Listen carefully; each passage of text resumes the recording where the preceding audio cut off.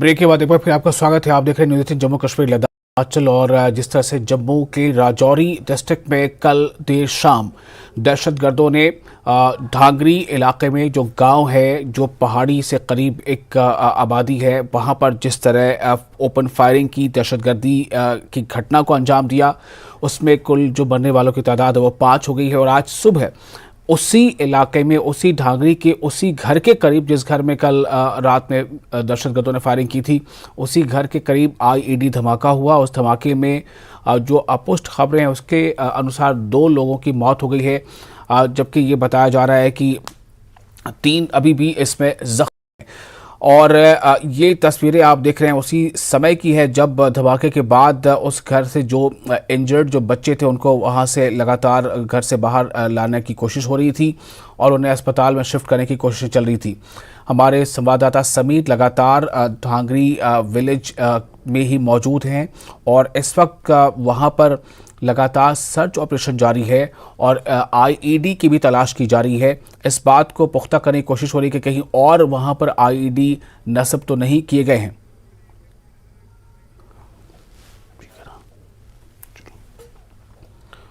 तो जो अपडेट्स हमें मिल रही है लगातार हम आपको ये बता रहे हैं।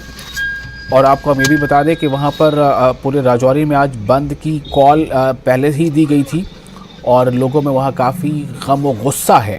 ख़ासतौर से पाकिस्तान के ख़िलाफ़ लोगों में काफ़ी गुस्सा है। लोग ये कह रहे हैं कि पाकिस्तान की शह पर ही ये तमाम कार्रवाइयाँ अंजाम दे रहे हैं आतंक।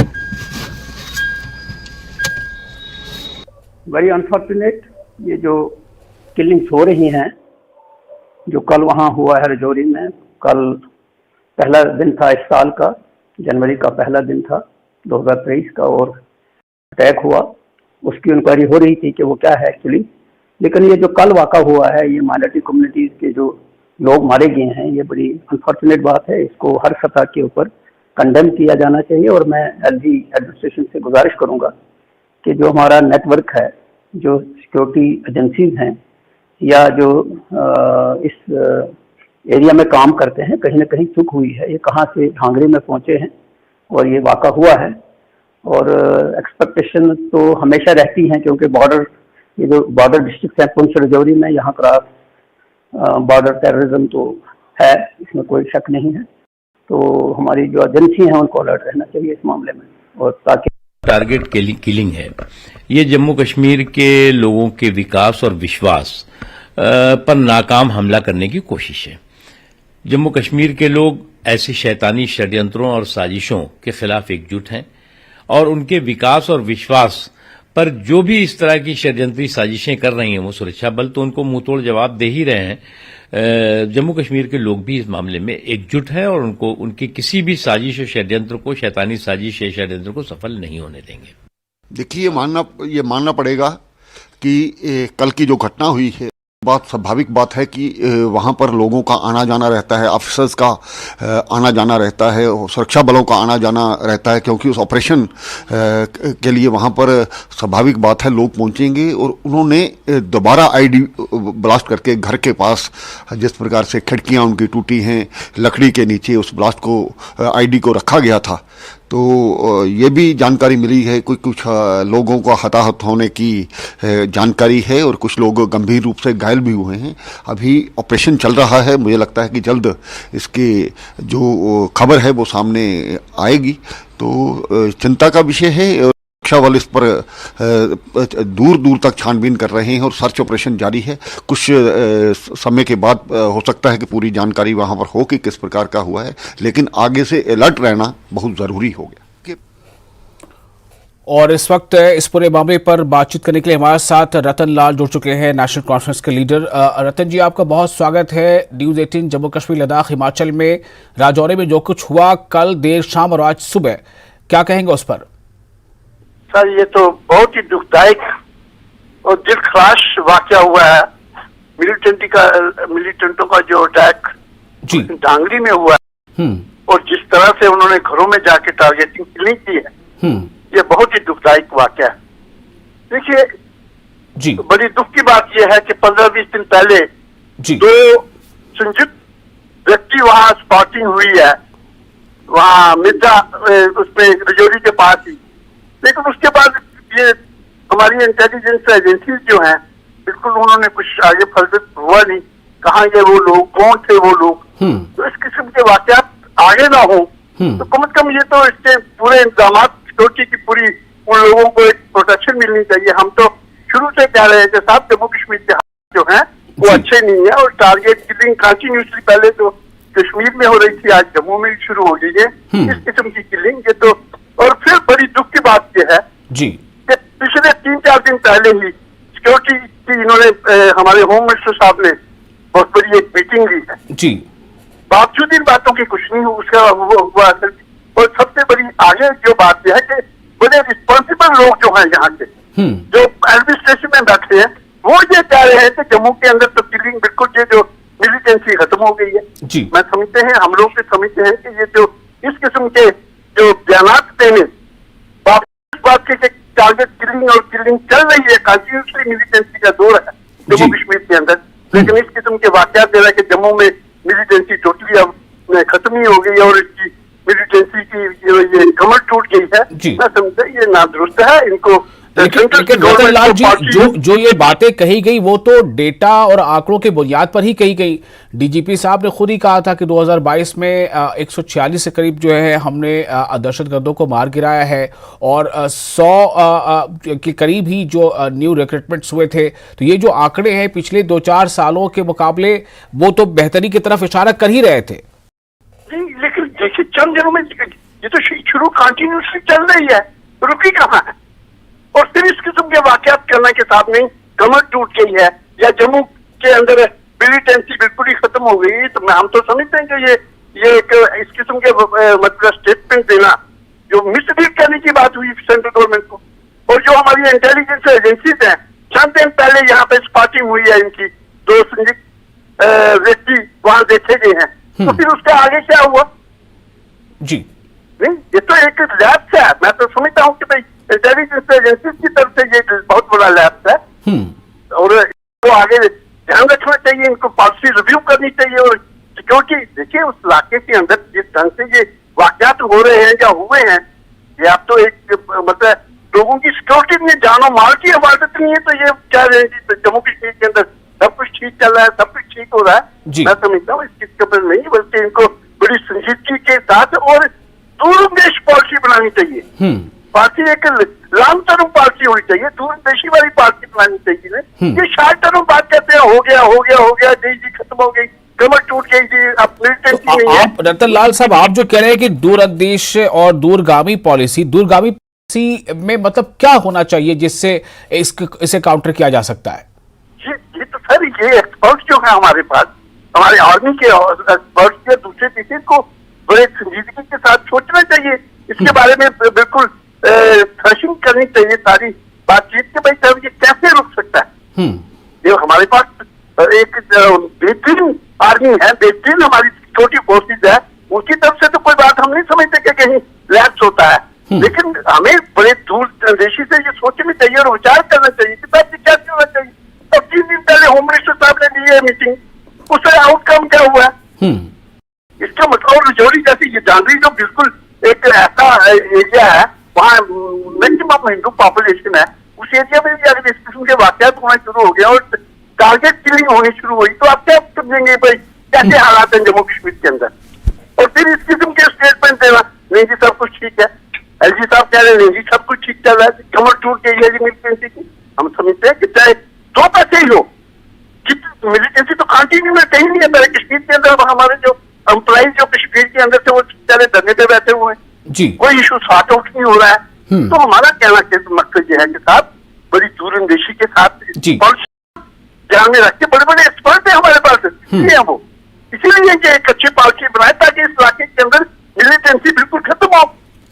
बिल्कुल रतनलाल जी, एक जो नई चीज देखी गई कि कल देर शाम जिन घरों को निशाना बनाया दहशतगर्दों ने और जहां गोलियां चलाई, 4 लोगों को मौत के घाट उतार दिया, उन्हीं में से एक घर के करीब आज दिन में 10 बजे आईडी धमाका हुआ और जो खबरें हैं उसके मुताबिक 2 लोगों की मौत हो गई। हालांकि इसकी अभी पुष्टि नहीं की जा रही है, इस पर क्या कहेंगे आप? सोच रहे हैं सर, ये तो कंटिन्यूस प्रोसेस, उनका तो प्लानिंग चल रही है, उनकी प्रोसेसिंग चल रही है, वो अपने टारगेट के मुताबिक रतन लाल जी चल रहे हैं। आप बने रहे, मैं थोड़ी देर आपको रोकना चाहता हूं क्योंकि इस वक्त हमारे संवाददाता सीधे वहां ढांगरी से जुड़े हुए कुछ हमें अहम जानकारी देना चाहते हैं। समीर जी, आप कुछ अहम जानकारी देना चाह रहे हैं ढांगरी से? देखिए मैं आपको बता दूं कि यहाँ पे सर्च ऑपरेशन तो चल रहा है जी, लेकिन अभी तक जो क्योंकि एक टीम आई थी, उनसे जब हमने इशारों से यहाँ से बात की तो उन्होंने कहा कि अभी कुछ मिला नहीं है। लेकिन एक और टीम है वो अब उसी मकान में चली गई है जहाँ पे हम पहले गए थे, जिसमें हमने दिखाया था जहाँ आईडी ब्लास्ट हुआ था आज तकरीबन 9:45 के करीब। तो एक और टीम वहां पे गई, तकरीबन 4 लोगों की जो टीम है वो अंदर जो सर्च कर रहे हैं, माइनिंग जो डिटेक्शन मटेरियल, जो एंटी माइनिंग डिटेक्शन जो इक्विपमेंट्स लेकर वो अंदर चले गए हैं। वहां पे खंगाला जा रहा है, चीजों को सैनिटाइज किया जा रहा है।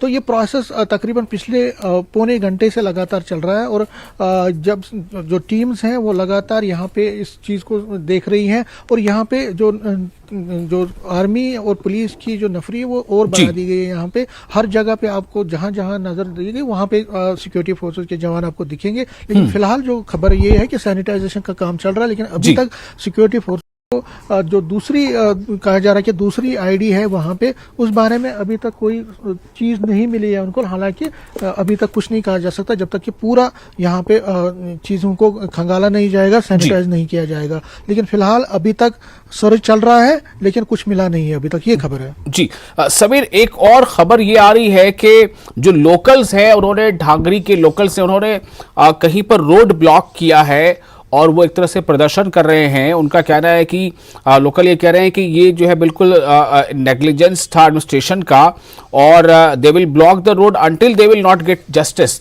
उन्हें इंसाफ मिलने तक अपना प्रदर्शन जारी रखेंगे। क्या ऐसी कुछ आप गतिविधि देख पा रहे हैं? वहां पर लोगों में गुस्सा है, नाराजगी है? देखिए मैं उस एरिया में पहले था, हमने 7 बजे से लगातार वहां कवर किया था और इनफैक्ट रात को 2 बजे तक भी हमने वहां पे कवर किया था। लेकिन आज सुबह 7 बजे से वहां पे लोग प्रोटेस्ट कर रहे हैं डांगरी चौक में। ये जो एरिया है जहां पे हम खड़े हैं, ये डांगरी चौक से 2 किलोमीटर दूर है तो जहां पे ये अटैक हुआ था। तो डांगरी चौक में बदस्तूर बॉडीज को उन्होंने रखा। तो आर्मी की मूवमेंट आप देख सकते हैं विजुअल्स के जरिए, जो आर्मी है, आर्मी के जवान और यहाँ पे नफरी है वो यहाँ पे पहुंच रही है। इस एरिया में बराबर आने का सिलसिला उनका जारी है।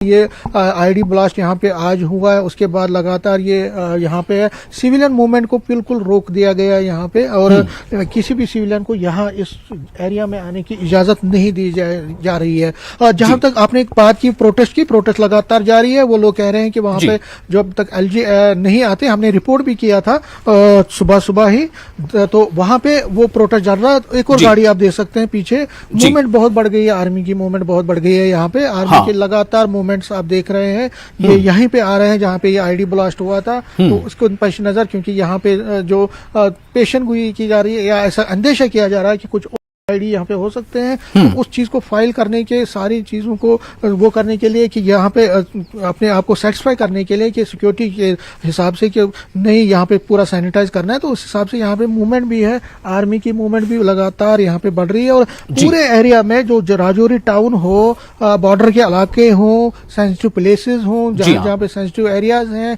जहाँ हिंदू पॉपुलेटेड एरियाज हैं, वहां पे हर जगह पे सिक्योरिटी बढ़ा दी गई है। हाई अलर्ट पे हर सिक्योरिटी जो अपैरेटस है उसको बढ़ा दिया गया है, क्योंकि जो आतंकवादी है, ये कहा जा रहा है 2 हैं, लेकिन ये 2 से ज्यादा भी हो सकते हैं। इसका पता नहीं है वो कहाँ गए हैं, कहाँ हैं, उनको ढूंढने के लिए कोशिश की जा रही है, उनको कहाँ पे वो भागे हैं। ये भी एक बड़ा चैलेंज है कि क्या वो कहीं सिविलियन एरिया में तो और नहीं गए हैं। ये देख सकते हैं विजुअल्स में, लगातार हम जो दिखा रहे हैं कि जो सिक्योरिटी फोर्सेस हैं उन्होंने मजीद बढ़ा दी है अपनी विजिल को, अपनी पेट्रोलिंग को। लेकिन जो मैं बार बार कह रहा हूँ कि जो चैलेंजेस हैं, जो चैलेंजेस हैं वो ज्यादा बढ़ रहे हैं, क्योंकि जो आतंकवादी भाग के निकले हैं वो कहीं सिविलियन एरिया में तो नहीं घुस गए हैं, या सिविलियन एरिया में। तो 2 चीजें, एक तो ये कि उस इलाके में कहीं और तो आईडी प्लांट नहीं है, तो ये बात है। दूसरा ये कि जो दहशतगर्द थे जिन्होंने कल फायरिंग की थी, उनकी अभी तक खोजबीन नहीं हो सकी है, उन्हें ट्रेस आउट नहीं किया जा सका है। तो लगातार खतरा बना हुआ है। समीर, आप हमारे साथ बने रहें। हम यहां पर एक छोटा सा ब्रेक लेंगे और ब्रेक के बाद रतन लाल जी अगर हमारे साथ बने रहे तो फिर आपके पास भी आऊंगा कुछ और सवाल करने के लिए। छोटा सा ब्रेक लेते हैं, जल्द हाजिर होंगे। तो राजौरी में आतंकी हमले के बाद से लगातार गम और गुस्से का जो माहौल बना हुआ है और राजौरी में जो डांगरी चौक है वहां पर लगातार प्रोटेस्ट हो रहा है, लोग प्रदर्शन कर रहे हैं। और इसी बीच लगातार डांगरी में उस इलाके में जहां कल फायरिंग हुई थी वहां अभी सिक्योरिटी के और मिलिट्री के जवान वहां मौजूद हैं। लगातार सर्च हो रहा है, आईईडी और प्लांटेड तो नहीं है, इसकी तलाश जारी है। हमारे साथ रतन लाल मौजूद है, नेशनल कॉन्फ्रेंस के सीनियर लीडर है। रतन लाल जी, मैं आपके पास फिर से आना चाहता हूं। एक सवाल मैं सिर्फ आपसे ये जानना चाहूंगा कि आप जो कुछ अभी कह रहे थे, यहां ये जो धमाका हुआ जिस तरीके से हुआ कि रात में फायरिंग और सुबह उसी मकाम पर आईईडी का धमाका 10 बजे, काफी बड़ा बीच में गैप भी था। लोगों में नाराजगी गुस्सा इस बात को लेकर थी कि पहले ही इस इलाके को, इस घर को सैनिटाइज क्यों नहीं किया जा सका, सुबह ये जो कैजुअल्टी हुई उससे बच सकते थे। यही बात तो हम कह रहे हैं सर कि there is a lapse, security agency जो है हमारी इंटेलिजेंस एजेंसीज है वहाँ लैब्स है, और इनको देखना चाहिए था कि अगर कल रात को फायरिंग है और आज सुबह भी वो उन्हीं घरों के आसपास ब्लास्ट हो रहा है तो आप अंदाजा लगा लीजिए किस तरफ जा रहे हैं। जो पुंछ राजौरी के लोग शांत प्रिय लोग हैं, लेकिन जिस वाक्य ने पूरे लोगों को झंझोड़ के रख दिया है और इस वक्त जो रोष और गुस्सा उन लोगों में है उनका गुस्सा जायज है, क्योंकि हमारी एडमिनिस्ट्रेशन जो है वो कहीं ना कहीं है इस सिस्टम में। और वो अभी आप श्रीनगर में भी देखिए ग्रेनेड अटैक हुआ है। मतलब ये लोग के मतलब ये बात लेके चल रहे हैं कि साहब नहीं, हम बिल्कुल हमारा यहाँ रतन लाल जी, डांगरी के जो लोग हैं वो इस बात पर गुस्सा कर रहे थे, उनका गुस्सा पाकिस्तान के खिलाफ भी बहुत ज्यादा है। वो मांग कर रहे थे केंद्र सरकार कुछ ऐसा कड़ा कदम उठाए जिससे पाकिस्तान को एक बड़ा सबक मिल सके। सर वो तो है ही है, वो तो ये तो इसमें तो कोई दो राय नहीं है कि भाई पाकिस्तान की तरफ से हो रही है या ये सिस्टम जो चल रहा है, ये मिलिटेंसी चल रही है, तो जब से हमारा पड़ोसी मुल्क कश्मीर के अंदर इस किस्म के वाकयात कर रहा है तो उसमें तो कोई दो राय है ही नहीं है। लेकिन इसके लिए तो यहाँ की सरकार ने सोचना चाहिए, यहाँ के एडमिनिस्ट्रेशन ने सोचना चाहिए कि सरकार इस किस्म के वाक्य आज को नया वाक्य थोड़ी है, ये तो चल रही है, कंटिन्यूस चल रहा है। तो इसके बारे में कुछ सोच विचार तो यहाँ के लोकल एडमिनिस्ट्रेशन ने देखना चाहिए कि सेंट्रल गवर्नमेंट ने देखना चाहिए कि साहब इसको हम कैसे बंद कर सकते हैं, फ्लड कैसे कर सकते हैं, रोक कैसे सकते हैं। हमारा तो यही कह रहे हैं, बार बार हम यही कह रहे हैं कि साहब इसको आप रोकिए, कैसे रोकिए, ये तो आपने सोचना है, एडमिनिस्ट्रेशन ने सोचना है। हमारे पास बिल्कुल रतन जी, आपने जो भी बातें कही हैं हमारे दर्शक सुन रहे हैं उसे। और नजमुल साकिब भी जुड़ चुके हैं हमारे साथ, पीडीपी के तर्जुमान हैं। और नजमुल साकिब, मेरा सवाल आपसे यही होगा, पहले तो आप अपना रिएक्शन दें कि ये जो कुछ हुआ जिस तरह से हुआ, रात में ओपन फायरिंग और सुबह में फिर धमाका, और उसमें भी जो खबरें अभी हालांकि वो अभी पुष्ट नहीं हुई, बट बात आ रही है कि 2 लोगों की मौत हुई है। जी, क्या कहेंगे इस पर? देखिए, बहुत दुखद घटना है कि आम सिविलियन जो है अपनी जानें गंवा रहे हैं और निहत्ते लोगों पे हमला करना, ये मुझे नहीं लगता किसी बहादुरी का सबूत है। और बट साथ साथ इस बात को भी दर्शाते हैं कि जम्मू कश्मीर के जो हालात है वो कितने पेचीदा मोड़ पे आ गए हैं जी, जहां हुकूमत बार बार इस चीज का जो है नारा देती है कि जम्मू कश्मीर में अमन आ गया है, जम्मू कश्मीर में सारा अब मिलिटेंसी खत्म हो गई है। वही ऐसे वाकयात राजौरी, पुंछ, पीरबंजाल इलाके में होना, जहां एक टाइम पे मिलिटेंसी फ्री एरिया डिक्लेयर किया गया था, आज वैसे हादसात, और ये पहला हादसा नहीं है, इससे पहले भी हमने कंटिन्यूअसली 7-8 हादसात ऐसे देखे जहां पे जो मिलिटेंसी लेवल इन इलाकों में, ये बहुत अलार्मिंग है, क्योंकि मिलिटेंसी सिर्फ समेट के सिर्फ कश्मीर तक रह गई। तो नजमुल साकिब, क्या आप इस बात को नहीं मानते जो कुछ हो रहा है सरहद पार से के इशारे आ रहे हैं, वहां से निर्देश हो रहे हैं, पाकिस्तान इसमें मुलविस है? देखिए, उसका बेसिकली मेरे जो 370 हटाने का मकसद था, जो गवर्नमेंट ने पार्लियामेंट पे बोला कि मिलिटेंसी 370 की वजह से है, 35A की वजह से है, या तो ये वो चीज वापस लें कि मिलिटेंसी 370-35A की वजह से नहीं है, पाकिस्तान की वजह से है, तो वो ठीक बात है, नंबर 1।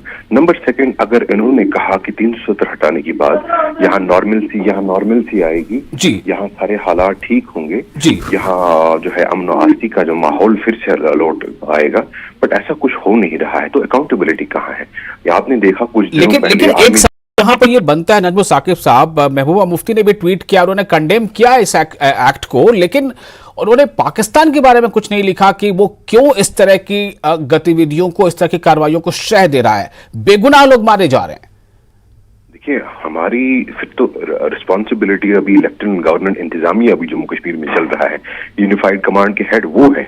अगर हम यूनिफाइड कमांड के हेड होते, आप सोचिए कि न्यूज चैनल अभी तक कितना बवाल जो है पूरे मुल्क में खड़ा किया होता। आज ये न्यूज को दबा रहे हैं, अकाउंटेबिलिटी का कुछ माहौल नहीं है, आए दिन किलिंग्स हो रही हैं, चाहे वो कश्मीरी पंडित की किलिंग और या चाहे वो आज रजौरी में किलिंग। आप देखिए एक भी एक भी कोई ऐसा सिक्योरिटी मेजर नहीं लिया गया है जिससे जम्मू कश्मीर में जो है सिक्योरिटी इंप्रूव हो। हम सवाल करें तो किससे करें? हमसे तो नहीं पूछा जा सकता, हम तो नहीं है, हम तो इसके खिलाफ है। हमारा काम है सवाल करना हुकूमत पे। हुकूमत का सवाल है कि लोगों की जानें बचाना। बट वो ठीक है, वो रिस्पॉन्सिबिलिटी आप उस पर सवाल जरूर उठाएं, लेकिन ये जो सवाल है, जब लोग मानते हैं कि ऐसी कोई भी दहशतगर्दाना कार्रवाई जो होती है उसमें शह पाकिस्तान का रहता है, वहां से निर्देश आते हैं, उसकी ईमा पर सब कुछ होता है, तो क्या उसके खिलाफ भी कुछ लिखा नहीं जा सकता था? क्या महबूबा मुफ्ती उसमें इस बात को शामिल कर सकती थी? आप अगर सवाल ये उठाते हैं कि भाई इसकी जिम्मेदारी कौन लेगा, तो ठीक है, वो एक जगह पर है, लेकिन क्या ये उम्मीद नहीं की जा सकती है कि आप इस बात को भी कंडेम करें, पाकिस्तान के खिलाफ भी कुछ लिखें या बोलें? तो रखें। अगर हम चाइना पे बात करते हैं तब हमें बोलते हैं जनाब आप फॉरेन पॉलिसी आपका डोमेन नहीं है, वो सेंट्रल गवर्नमेंट का डोमेन है। आप चाइना के बारे में क्यों बात करते हैं? आपने चाइना का नाम क्यों लिया कि उन्होंने जो ऐसा कायराना हमला किया, देश की जो है सॉवरेनिटी पे कब्जा किया, हमला किया है? उस टाइम बोलते हैं कि आप जनाब दूसरे मुल्क का नाम ना लो, बट जब यहाँ पे अटैक्स हो रहे हैं उस टाइम बोलते हैं कि आप पाकिस्तान का नाम लो। या तो एक बार बताएं कि हमारा फॉरेन पॉलिसी हमारा डोमेन है कि नहीं है। अगर नहीं है तो फिर वो भी होता है, अगर है फिर वो भी बताए। बेंचमार्क एक सेम रखेंगे हर किसी चीज के लिए। देखिए ये जो है सिर्फ इल्जाम तराशी की जो है, एक इल्जाम दूसरों पे जिसे कहते हैं ना एक की टोपी दूसरे के सर लगाने की बात हुई। जम्मू कश्मीर में आज हम किस पेचीदा मोड़ पे आ गए हैं जहां हालात इतने खराब हो गए हैं, दिन दहाड़े निहत्ते जो है सिविलियंस को मारा जा रहा है, मिलिटेंसी इतनी फैल गई है। जम्मू में आपने देखा अभी सिदरा तक जो भी वहां पे इंसिडेंट हो गया, वहां तक मिलिटेंसी फैल गई है। आखिर किसी से तो सवाल का पूछना हमें हक बनता है हमारा हिजब इख्तिलाफ का कि आखिर क्या 370-35 से हटाने के बाद जम्मू कश्मीर में मिलिटेंसी कम हुई? क्या 370-35 से हटाने के बाद कश्मीरी पंडितों को राहत मिली है? क्या 370-35 से हटाने के बाद जम्मू कश्मीर में अमन आया है? क्या 370-35 से हटाने के बाद जम्मू कश्मीर तरक्की हुई है? अगर इन चीजों का जवाब नहीं है तो फिर ये पार्लियामेंट पे लोग खड़े हो जाएं और ये बताएं जनाब हमसे गलती हुई, हमने जो फैसला किया उससे जम्मू कश्मीर के हालात और पेचीदा हो गए। जैसा आप ये कह रहे हैं कि इसकी अकाउंटेबिलिटी ली जाए, क्या इस बात को भी खुले तौर पर इसकी मजम्मत नहीं की जानी चाहिए कि जो लोग भी ऐसा कर रहे हैं वो बेगुनाहों को क्यों मार रहे हैं? उन्होंने क्या ऐसा किया था? 12 साल का बच्चा अगर मारा जाता तो उसकी क्या गलती थी? 13 की बच्ची अगर मारी जाती है तो उसकी क्या गलती थी? बिल्कुल, देखिए ये तो मैंने आपको स्टार्टिंग में ही कहा, ये बहुत दुखद घटना है और ऐसा ये तो कायराना हमला है आम निहत्ते सिविलियंस पे, उन पे हमला करना ये तो बर्बरियत की जो है मिसाल है। ऐसा नहीं होना चाहिए और हम बार बार ये कहते हैं कि जम्मू कश्मीर का जो अगर किसी के भी पॉलिटिकल व्यूज है, आइडियोलॉजिकल हो सकते हैं, अपने अपोजिट है, बट आम सिविलियंस को उन पे जो है उसका शिकार बनाना ये तो किसी कोई जो कॉन्फ्लिक्ट में ऐसा नहीं होता है। तो हमारा इसीलिए बार बार कहना है कि सिक्योरिटी फोर्सेस जो स्ट्रेंथनिंग, देखिए 7 लाख 8 लाख ऑलरेडी हमने डिप्लॉय की हैं। अगर 8 लाख के बाद भी अगर जम्मू कश्मीर के जो है अवाम चैन से नहीं सो सकते हैं घर पे, अगर आप रात खुदा न खास्ता या मैं रात को सोऊं, मुझे ये नहीं पता कि मैं सुबह जो है जिंदा रहूं ना रहूं, तो इस जो है डर के माहौल में, इस बेचैनी के माहौल में जम्मू कश्मीर के लोग जो है वो कैसे तरक्की की तरफ गामजन होंगे? वो कैसे हम अमन की जो है हम बात कर सकते हैं? तो इसीलिए हमारा बार बार ये कहना है कि ठीक है जनाब, आप कहते हैं पाकिस्तान इस चीज के लिए रिस्पॉन्सिबल है। अगर रिस्पॉन्सिबल है या तो 2 रास्ते हैं, या तो एक साथ आप उनके साथ जंग करिए और जम्मू कश्मीर के लोगों को आजाद करिए। देखिए पाकिस्तान की लड़ाई सिर्फ कश्मीर तक महदूद नहीं है, पाकिस्तान की लड़ाई तो पंजाब में भी है, राजस्थान में भी है, बट वहां गोलाबारी नहीं होती है, जंग नहीं होता है, पंजाब में जंग नहीं होता है। तो कश्मीरी लोगों को वो क्यों सफर करेंगे जो है इंडिया पाकिस्तान लड़ाई के? हाँ, अगर 2 चीजें हैं, या तो आप जंग करिए एक साथ तो फैसला कर दीजिए, या अगर जंग नहीं करना है तो फिर अमन की बात करिए, जैसे वाजपेयी जी ने किया था, उन्होंने अमन की बात की और जम्मू कश्मीर में अमन आया। तो आज हम बिल्कुल फिर से वही कह रहे हैं कि अगर न्यूक्लियर पावर कंट्रीज आप बार बार बोलते हैं कि जंग नहीं कर सकते, तो फिर तो एक ही रास्ता बचा है, वो है अमन का, बातचीत का। तो बातचीत क्यों नहीं करते हैं जनाब? और अगर जिस आपने तरह से ceasefire- नजमुल ऐसा नहीं साकिब कि साहब बातचीत नहीं बहुत हुई ही है। सेलेक्टिव तौर पर किलिंग या सेलेक्टिव तौर पर निशाना बनाया जा रहा है, क्या आपको नहीं लगता कि इससे समाज में एक डिवीजन जो है वो और ज्यादा चला जाएगा और इसका जो भुगतना होगा लोगों को, फिर वो बाद में हर कोई इसे भुगतेगा? देखिए, पोलराइजेशन तो इतनी इंतहा हो गई है, वो तो इंसिडेंट की वजह से नहीं, पोलराइजेशन तो 2014 से ही चल रही है और पूरे मुल्क को पोलराइज किया गया है। पूरे मुल्क आपने देखा, इस अटैक से पहले भी आपने देखा जब दिल्ली में जो है CAA एंड NRC जो है बात चली, फार्म बिल्स की जो बात चली। देखिए, पोलराइजेशन मुल्क में बहुत है और इसका खमियाजा कौन भुगतेगा? लोग भुगतेंगे या मुल्क भुगतेगा? मेरे हिसाब से मेरी अपनी राय है कि मुल्क को इसको खमियाजा भुगतना पड़ता है। देखिए, जब तक हमारी हार्मनी, जब तक हमारी इंटरनल जो बॉन्ड्स है वो स्ट्रेंथन ना हो तो मुल्क एक ही दिशा में जो है वो नहीं चल सकता है। क्योंकि अगर आपकी एक राय होगी, मेरी दूसरी राय होगी, मुल्क जो है अलग अलग रास्तों में जो है वो दिशा में चलता है।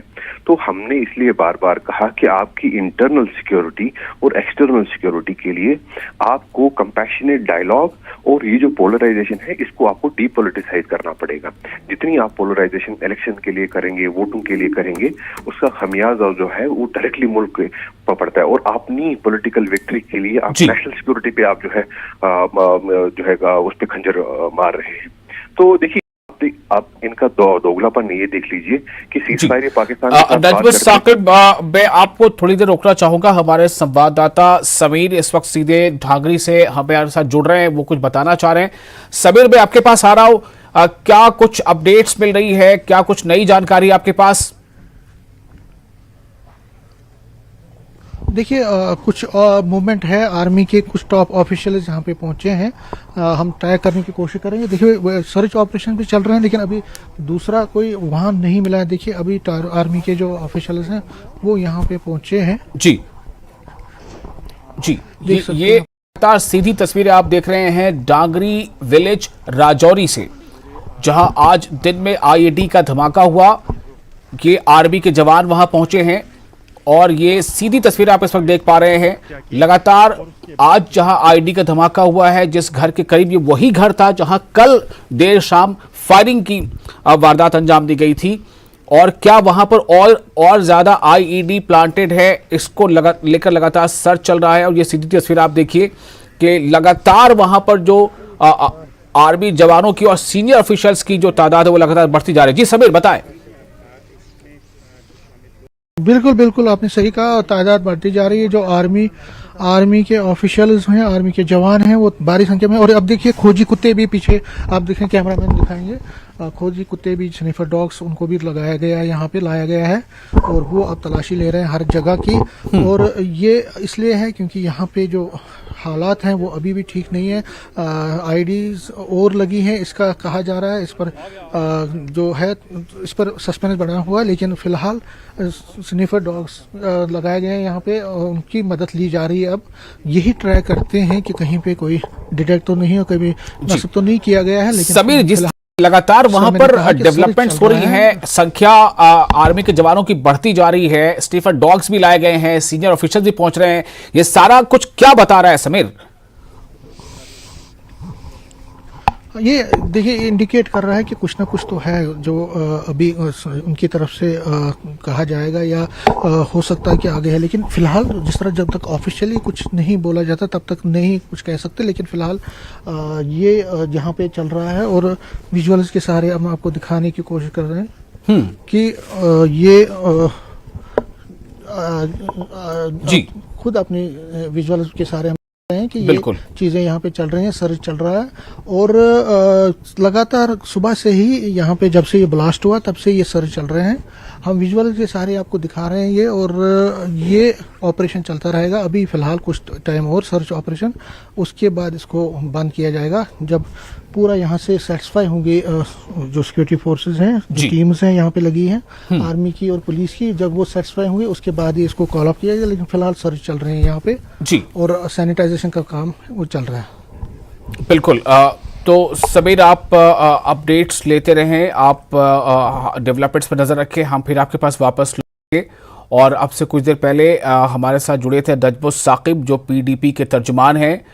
नजमुल साकिब हमारे साथ अब भी बने हुए हैं। नजमुल साकिब, मैं आपके पास वापस आ रहा हूं। मेरा सवाल वही है कि ये जो सेलेक्टिव किलिंग है, सेलेक्टिव तौर पर नाम पूछकर, आईडी देखकर और फिर निशाना बनाया जाना गोलियों का, ये एक तरह से डिवीजन है। आप उसके जवाब में कुछ कह रहे थे कि पोलराइजेशन तो पहले से चल रहा है, लेकिन मेरा सवाल ये है कि इसका जो असर खासतौर से जम्मू कश्मीर में आप जो होगा वो आप कैसे देखते हैं उसको? बाद में इसका सामना करना कितना मुश्किल हो जाएगा अगर समाजी तौर पे लोग अभी से ना जुड़े इसमें? मैंने आपको कहा कि एक अनअकाउंटेबिलिटी का जो है माहौल और दौर चल रहा है। आपको याद होगा इसी इलाके में, इसी पीर पंजाल इलाके में, इसी रजौरी में कुछ महीने पहले बीजीपी के एक डिस्ट्रिक्ट प्रेसिडेंट तालिब हुसैन को अरेस्ट किया गया था, आईडी जो है वेपन्स के साथ, AK-47 के साथ, पिस्टल्स के साथ, ग्रेनेड के साथ। आज तक आपने नहीं सुना होगा, ना मैंने सुना कि उस जो है वहां पे जो अरेस्ट हुए थे उसके बाद क्या हुआ, कॉन्स्पिरेसी कहाँ से थी, कौन उसमें इन्वॉल्व थे, कौन लोग जो है उसको चला रहे थे और कितनी किलिंग्स उन्होंने की थी, और खासतौर पर जो कम्युनल किलिंग्स होगी उस इलाके में उसमें उनका क्या रोल था। One point. Number second point, आपको अभी रिसेंटली याद होगा जो अभी रजौरी में व्हाइट नाइट कॉर्प्स एलिजिडली उनके मिलिट्री स्टेशन पे 2 दलित जो है जवान सिविलियंस अंदर जा रहे थे, उनको गोलियों से छलनी किया गया। तो देखिए, ऐसे जब वारदात, और मैं तो कश्मीर की बात ही नहीं कर रहा हूँ जहाँ ऐसे बेइंतहा इंसिडेंट्स, जहाँ पे एलिजिडली लोगों को जेलों से निकाल के जो है सिविलियंस को मार रहे हैं, मैं तो उनकी बात ही नहीं कर रहा हूँ कश्मीर में, मैं तो सिर्फ पीर पंजाल की बात कर रहा हूँ। जब एक अनअकाउंटेबिलिटी का दौर चलता है तो उसमें सबसे पहले जो विक्टिम है, सबसे पहले जो टारगेट है वो आम नागरिक है, इस मुल्क के आम नागरिक है, इस देश के, उनको सफर करना पड़ता है। और जैसा आपको याद होगा कि जब अमशीपुरा रजौरी के कुछ लड़के जो हैं, जो शिपियन में एलिजिल जो फेक एनकाउंटर में, जो एलजी साहब ने खुद एक्सेप्ट किया है कि एक फेक एनकाउंटर था, और एलजी साहब ने ये वादा किया था कि इस पे कोई कार्रवाई होगी। आपको याद होगा आज तक 1.5 साल 2 साल होने को है, कोई कार्रवाई नहीं। तो क्या आप बताना क्या चाह रहे हैं इन सारे वाकयात को बताकर? आप क्या बताना चाह रहे हैं कि क्या डिस्ट्रस्ट बढ़ता जा रहा है? मैं इस जो है इस डायरेक्शन में आपके व्यूअर्स का अटेंशन पावर करना चाहता हूं कि जम्मू कश्मीर में आज हालात बहुत बिगड़ गए हैं। ये सिर्फ अगर आज मुल्क ये सुनेगा कि जम्मू कश्मीर में कुछ इंसिडेंट हो गया है, शायद उनको एक बारी फिर से जो है इस बात का अपना एक चेक करना पड़ेगा अपने आप को, कि आज तक जो न्यूज उनके पास पहुंचती है क्या वो सही थी या गलत थी। कि अगर आज वो बेदार हो गए हैं, उनको लगा कि जम्मू कश्मीर में जो हालात वो है खराब हो गए, तो फिर उनके जो सोर्सेज ऑफ न्यूज है वो गलत है, क्योंकि उनको आज तक इस बात की इंफॉर्मेशन नहीं मिल रही है पिछले 2-3 सालों से कि जम्मू कश्मीर में हालात कितने खराब हुए हैं, कितने पेचीदा हुए हैं, और किस कगार पे हालात हो गए हैं, जहाँ पे आम सिविलियंस जो लोग उस कैंटोनमेंट में काम करते थे उनको दिन दहाड़े जो है मारा गया, और उसके बाद कोई अकाउंटेबिलिटी। बिल्कुल जी। तो साकिब, बहुत शुक्रिया आपका न्यूज़ 18 जम्मू कश्मीर लद्दाख हिमाचल से बात करने के लिए। तो अपने हम दर्शकों को बता दें कि लगातार राजौरी में जो कुछ उस पर अपडेट है हम आपको लगातार अपडेट दे रहे हैं, और साथ ही ये बता रहे हैं कि डांगरी विलेज में इस वक्त हालात क्या हैं और किस तरह वहाँ पर लगातार संख्या बढ़ती जा रही है आर्मी के जवानों की, सीनियर ऑफिशियल्स की भी। वहाँ लगातार सर्च ऑपरेशन जारी है कि कहीं और कोई IED तो नहीं है। और दूसरी तरफ हम आपको ये भी बताएंगे कि इसको लेकर कहाँ कहाँ प्रदर्शन हो रहे हैं और कहाँ लोगों में गम गुस्सा है। फिलहाल इस बुलेटिन में यहाँ पर हम रुकेंगे। आप बने रहे न्यूज़ 18 जम्मू कश्मीर लद्दाख हिमाचल के साथ।